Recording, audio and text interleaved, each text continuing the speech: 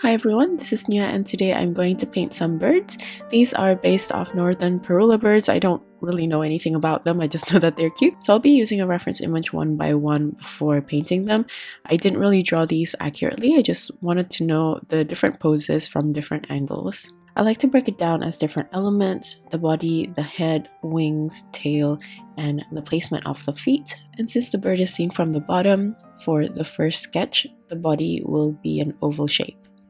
But as for the rest of the birds, I'm going to draw them from the side. I like to start off with the head where I do a sketchy circle, then around the top as it gets closer to the neck, then it's a little bit wider when it attaches to the body, and the overall silhouette is more like a half circle where then you can add the tail and the wings. For this next one, I'm going to make it face another way, directed to the center of the page.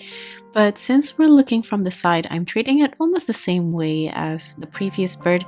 I'm thinking about the overall silhouette, which is similar to a half circle. And personally, I find that it helps to draw the head first, since this is what creates the poses. Like as an example, this bird is looking up, so I know where to position the body after drawing the head. Then of course, I added the position of the wings, the tail, and also the feet. This one is kind of puffy and cute, but I think this photo was probably taken during winter since birds usually puff up, but I want to make the birds here mostly uniform just for the sake of the composition, so it looks like it was drawn or taken during the same time instead of different seasons. Because of this positioning, I found it easier to start with the body by drawing a really round oval, since we can see a bit of its back. Then I position the wings to get the correct angle before adding all the other features. Depending on the references, I like to break it down using different methods, whichever makes sense for me. So whenever I'm painting or making these tutorials, you don't really need to follow it to a T. This is just my process that I'm sharing with you, but yours might be completely different. You might take inspiration from what I'm doing here, but you can always approach it with whatever feels comfortable for you. For this last bird, I didn't want it to look too vertical, so I repositioned it slightly, and I also made the tummy a bit rounder than the reference to suit the other birds. I'm fairly happy with how I spread out the bird, so now I'm just going to clean out the lines. I like to erase some of the scratchy parts and redefine the shape, so it's a bit easier for me to paint later on. By the way, I'll have the outline in my Ko-fi shop. Unfortunately, I can't schedule these outlines, so I have to publish them manually. So you'll notice sometimes I upload a few days late after this video, but please feel free to remind me in the comments if you really want it. But anyway, for this sketch, I want to make sure the features of the body, head, tail, and wings are clearly separated, but I'm not going to sketch out the details for now. Instead, I'm going to paint them on straight away.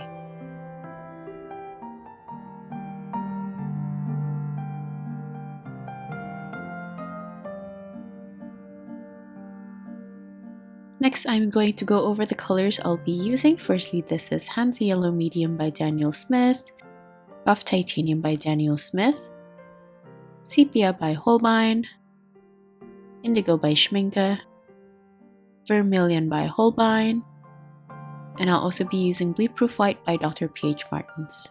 I'll also be using colored pencils to outline. These are by Faber Castell and they're watercolor colored pencils. They're just hobby grade and they don't have exact names, but here are the numbers if you have the exact same brand. Okay, let's start to paint. I'm going to first use a very thin consistency of Buff Titanium to cover the white area of the bird, which is at the bottom of the tummy. Then I'm going back in with a slightly thicker consistency to darken the bottom as well as the tail area. While the surface is still slightly damp, I'm going to continue upwards and use a medium consistency of Hansa Yellow Medium before continuing with a mix of Vermilion and a touch of Sepia. Under the head, I also use Hansa Yellow Medium. I forgot to leave out a little bit of space for the blue, so I just painted over it once the surface is completely dry. And as for the blue, I'm using a thin to medium consistency from a mix of indigo, a little bit of sepia to mute the color, and also a touch of bleed proof white. This is to slightly thicken the paint and make the color look a bit more pastel. As for the bottom of the beak, I just used the same orangey mix from the chest. I felt like the yellow was a bit too cold, so I ended up muting it slightly with the blue, and I also decided to warm up the color by adding a bit of that vermilion mix.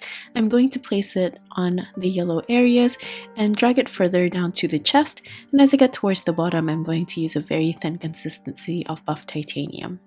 Next, I'm going to use the same blue mixture as before, and I'm working section by section here since the wing has a lot of detail, starting from the head, and then I'm going to paint the top part of the wing before continuing down to paint on some lines. I also painted the tail first. Then for these thin lines, I used a really dry brush load, so it's easy to create those delicate lines, or you can also switch to a smaller brush. I'm just simplifying the details for now, and I'm going to layer on more later on, but I just want to indicate the darker blues by using the same mix but with less bleed-proof white. Again, with this one, I'm going to start with the yellow parts of the bird, which is on its back and under its beak. I'm using the same yellow color mixture, and after this I'm going to switch to the light blue color for the head and for parts on its back as well as the top of the wing. I also used the same light blue to separate the front and the back of the wing before continuing down with the dark blue mix from indigo and a tiny bit of sepia to paint the line details. Again, I'm just going to simplify it by separating the wings into two sections for the lines. The top section is a little bit shorter than the bottom, and I also thicken some of the line. You'll see some white areas on the wings, but I'm just going to leave that part of the detail. You can always add it on later if you would like. And I'm going to treat the tail the same way by adding the line details as well. And just like before, I used buff titanium for the tummy.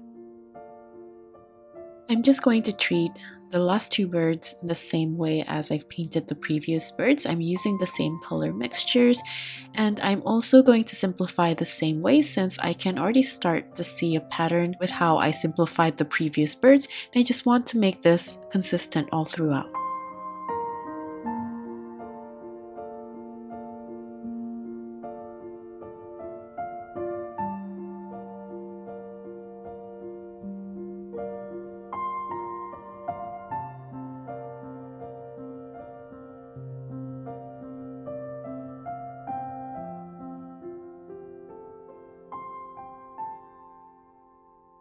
After this, I'm going to go back to the first bird since I wasn't sure if I wanted to paint the details on the wings straight away. So here I'm just going to layer them on.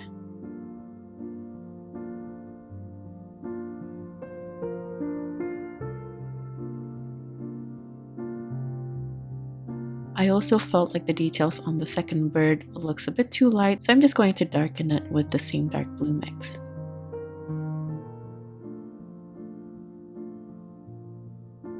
Moving on to the last bird, I first indicated the yellow and orange parts of the body before painting on the blue on its back and buff titanium on the tummy.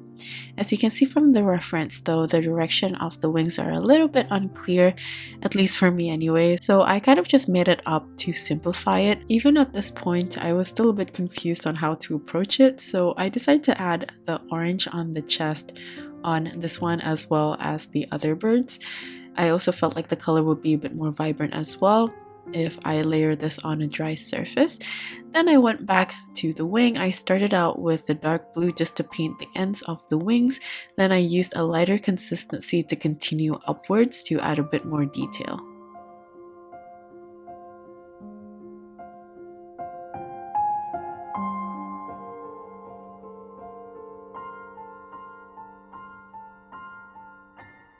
After I'm done painting the base color of all the birds, I'm going to start painting the bottom of the beak. For this, I'm using a mix of Hansa Yellow Medium and Vermilion to create this deep yellow or orange color. Then for the top of the beak, I use a mixture that is almost black from a mix of indigo and sepia.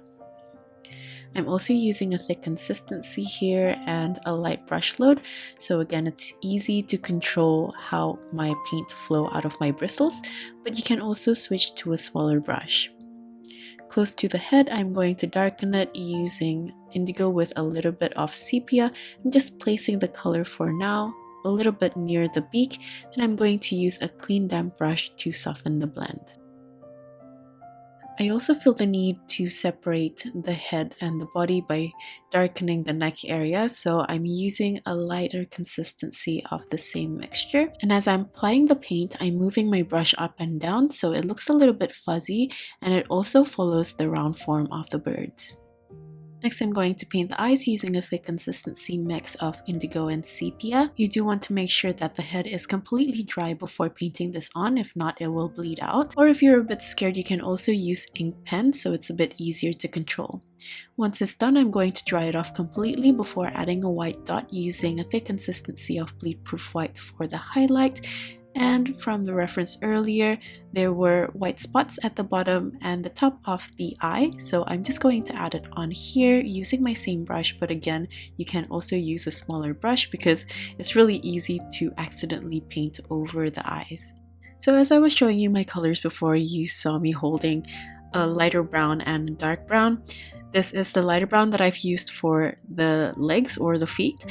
And I just basically drew this over the light pencil outline. I'm sorry, I didn't realize that I wasn't recording when I was doing this, but after that, I'm just going to switch to the darker brown, which is closer to sepia in color, to outline the rest of the details. I like to outline some of the feather details lightly using this pencil, but for the main features like the silhouette and outer parts of the wings and such, I like to put a bit more pressure so the main outline is darker than the smaller textures. For this part, I no longer look at the reference, I'm just adding on details according to whatever I see fit. So sometimes I like to add some textures on areas where I feel like it looks a bit empty, but I try to limit the amount so I don't end up covering the colors that I've painted earlier.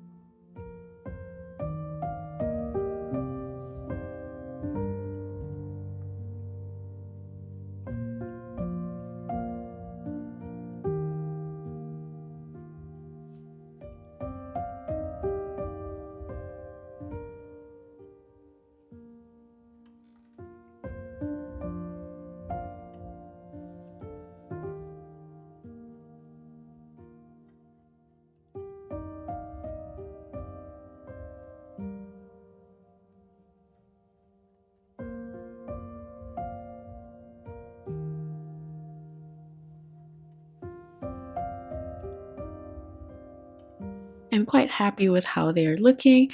They all have good definition from the outline, so now I'm going to add on the leaves surrounding and framing the birds to help bring the composition together. For the green, I like to use indigo and Hansa yellow medium as the main two mixtures. Then I'm going to adjust the colors by adding a little bit of vermilion mixed with sepia to make the color a little bit more muted and earthy, but it's still mostly a bluish green. I also added bleed-proof white so the color is thicker and it's a bit pastel. I first painted the branches where the birds are perched on. You can see on my palette next to the green there's a brown mixture, and this just has more vermilion and sepia in the ratio, but I like to keep them separated on my palette for easy access.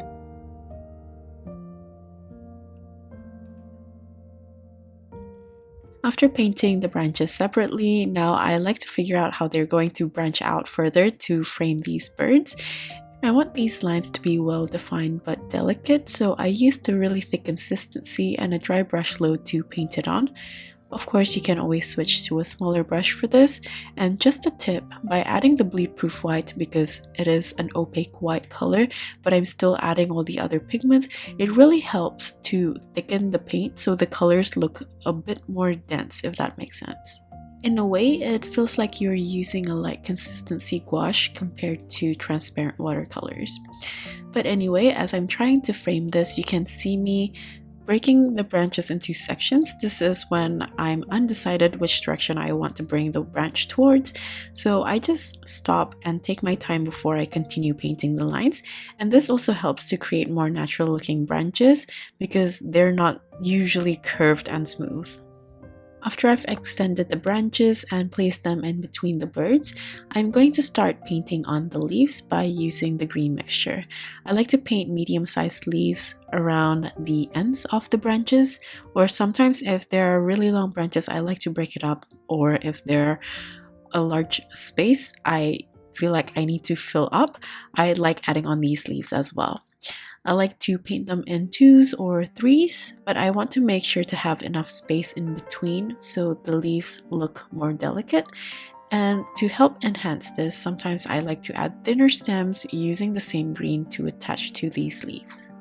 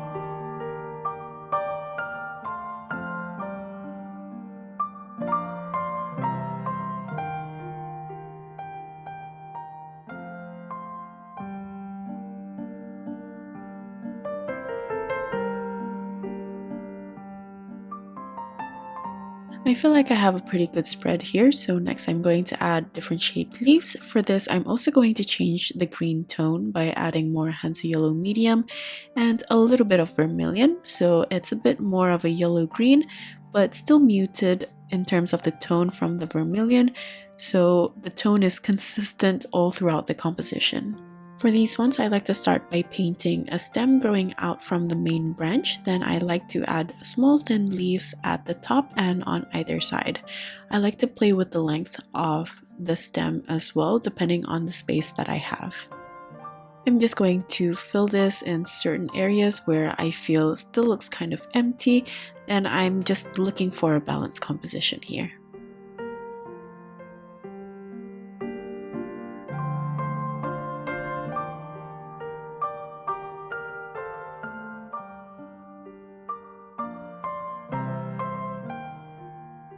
Sometimes if I feel a branch is looking kind of empty, but I don't have enough space to extend a longer branch to paint on these leaves, I like to just paint it on the main branch. But in this case, I just made them slightly larger depending on how wide the branches are.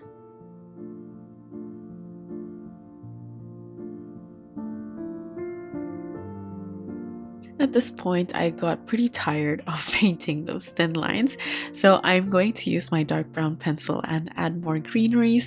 I'm not sure what these are, but I decided to add more extended branches from the main ones, and I'm going to add a few curved short stems where I'm going to attach some green ovals. These can be leaves, budding flowers, or even berries, anything to fit your imagination. I'm just going to paint this using an even brighter green tone by adding more Hansa yellow into the green mix. Initially, I wanted to add a pop of color, maybe some small pink flowers to complement the blue birds, but I felt after looking at this that the birds are colorful enough and their bright yellow and orange chest already look like accents to the composition, which is why I just ended up using different tones of greens for these branches, so the bird stays as the main focus.